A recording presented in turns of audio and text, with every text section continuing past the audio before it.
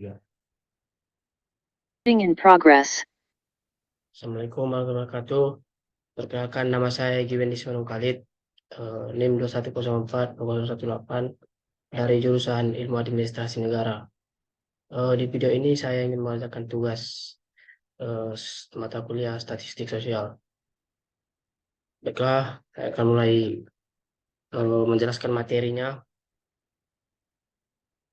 yaitu ukuran tendensi sentral adalah angka-angka yang mewakili pusat atau titik tengah distribusi data. Ada 3 ukuran tendensi sentral. Yang pertama yaitu min. Min adalah jumlah dari sekumpulan skor dibagi dengan jumlah total skor dalam kumpulan tersebut. Min terbagi 2 yaitu populasi atau dibaca dengan mu atau mu, atau sampel atau X bar dan M. Populasi min atau mu jumlah skor yang dijumlahkan dengan rumus mu sama dengan sigma X dan inverse. Populasi min N sama dengan jumlah skor yang dijumlahkan setiap skor dalam kumpulan data yang mengacu pada masing-masing individu. Sigma sama dengan jumlah masing-masing skor dalam kumpulan data. Yang kedua, simple min, yaitu rumus X sama dengan sigma X dan inverse. Dengan X sama dengan rata-rata sampel dan N sama dengan ukuran populasi pada simple. Media. Yang kedua, median. Median adalah titik di mana separuh 50% nilai berada di atas atau dan separuh 50% lagi nilai berada di bawah. 1. Urutkan semua nilai dalam himpunan dalam urutan menaik. 2. Skor paling tengah adalah median. 3. Modus. Modus adalah nilai dalam suatu sebaran data yang paling sering muncul. Contohnya distribusi yang disebut miring, negatif atau miring ke kiri. Kemiringan adalah outlier, hal yang tidak bisa ditarik dari sebagian besar data. Jadi dalam hal ini mode akan berada pada titik tertinggi. Mediannya akan ditarik sedikit ke arah kiri dan minnya sangat dipengaruhi oleh kecondongan. Yang kedua adalah perhitungan statistik dalam psikologi. Perhitungan untuk 3 ukuran tendensi sentral, median, rata-rata, dan modus.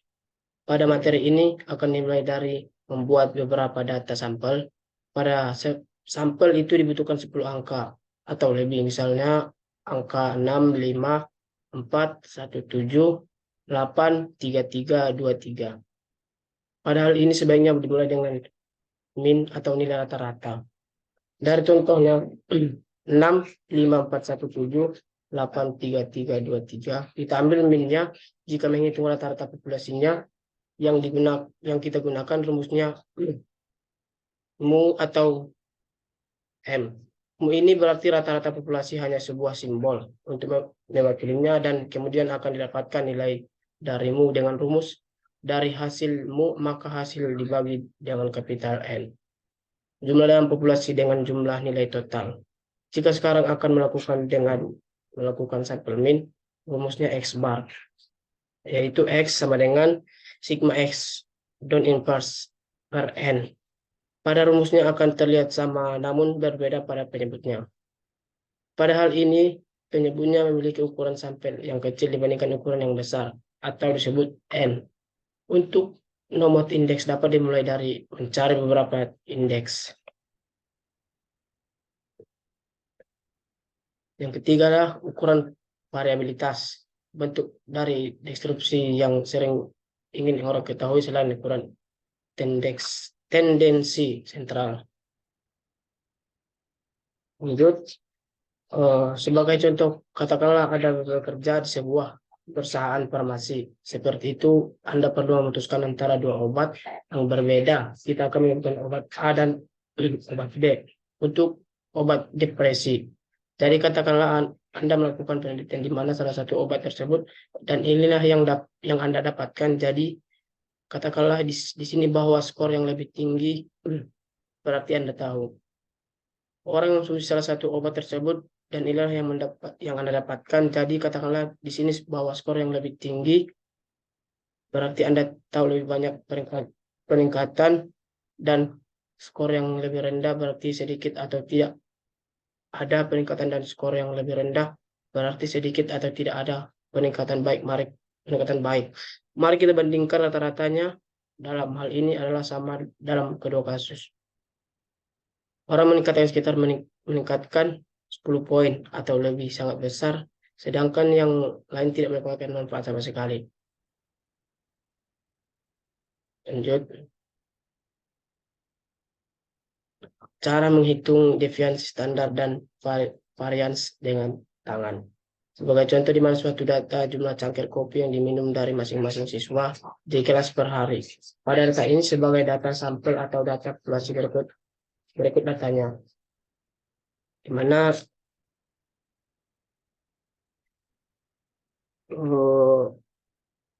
S2 sama dengan X sigma X down inverse, dan S sama dengan X sampel X per X2, dan O2 sama dengan X sampel M2. Lanjut, skala pengukuran atau nominan ordinal, interval, dan rasio. Skala pengukuran menggambarkan sifat informasi yang terkandung dalam kumpulan data tertentu. Skala pengukuran hanya menggambarkan sifat data kita. Itu adalah cara untuk mengkarakterisasi apa yang kita bicarakan tentang apa yang ada di lembar kerja. Misalnya jenis data apa yang kita lihat. Cara terbaik untuk mempelajari skala dan pengukuran adalah dengan mempelajari satu persatu 4 skala pengukuran, data berskala nominal, data skala ordinal, data skala interval, dan data skala rasio. Yang pertama itu data skala pengukuran nominal. Hal utama yang perlu diketahui tentang skala dan pengukuran nominal adalah bahwa datanya non-numerik atau angka data tersebut hanya bersifat kualitatif. Setiap item dalam kumpulan data adalah harus termasuk dalam suatu kelas atau kategori. Contohnya gender atau laki-laki atau perempuan. Yang kedua itu orientasi politik, gender. Yang ketiga ras. Yang kedua itu skala pengukuran ordinal. Datanya bisa kuantitatif atau kualitatif. Yang kedua, berarti keteraturan, jadi ada urutan kunci ke data. Yang ketiga itu item dalam kumpulan data perlu diurutkan ke arah yang bermakna. Yang keempat, jarak antara belum tentu sama. Yang ketiga itu skala pengukuran interval. Itu data skala interval Anda hanya melihat data numerik saja atau hanya data kuantitatif yang harus berupa angka. Jika Anda dapat melihat kata-kata, Anda dapat mengesampingkan interval Anda juga. Yang kedua itu jarak antar poin sama tidak seperti ordinal. Yang ketiga, tapi hubungan antara poin-poin tersebut tidak bermakna dan dapat memiliki nilai di bawah 0. Yang ketiga itu skala pengukuran rasio. Berbicara tentang rasio itu yang akan berupa angka-angka saja. Contohnya numerikal atau angka, hanya bisa kuantitatif. Yang kedua itu arti titik nol, yang sebenarnya adalah bahwa tidak adanya apapun yang diukur harus mungkin terjadi. Hubungan antara titik sangat berarti. Sekian dari presentasi saya. Saya ucapkan Assalamualaikum warahmatullahi wabarakatuh.